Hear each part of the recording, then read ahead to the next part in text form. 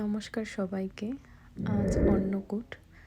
আর আজকে সকাল সকাল ঘুম থেকে উঠে গিয়েছিলাম ভগবানকে ভোগ নিবেদন করব তাই।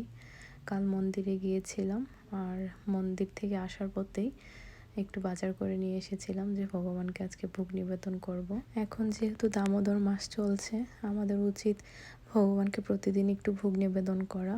তো সব সময় যেহেতু হয়ে ওঠে না, যে দিনগুলোতে বিশেষ যে দিনগুলো হয়ে থাকে সেই দিনগুলোতে আমি চেষ্টা করি ভগবানকে একটু ভোগ নিজের হাতে রান্না করে দেওয়ার জন্য। তো সেই রকমই আজকে যেহেতু অন্নকূট, খুব সকাল সকাল উঠে ভগবানের জন্য এই প্রসাদের আয়োজনগুলো করেছিলাম। আর মন চাচ্ছিল আরও অনেক কিছু করার, কিন্তু সময়ের জন্য করে উঠতে পারিনি। তো আজকে এতটুকু ছিল ভগবানের জন্য ভোগ নিবেদনে। ভগবান সবাইকে ভালো রাখুক, সুস্থ রাখুক, এটাই বলি। এই দামোদর মাস, কার্তিক মাস অনেক একটা পুণ্যের মাস।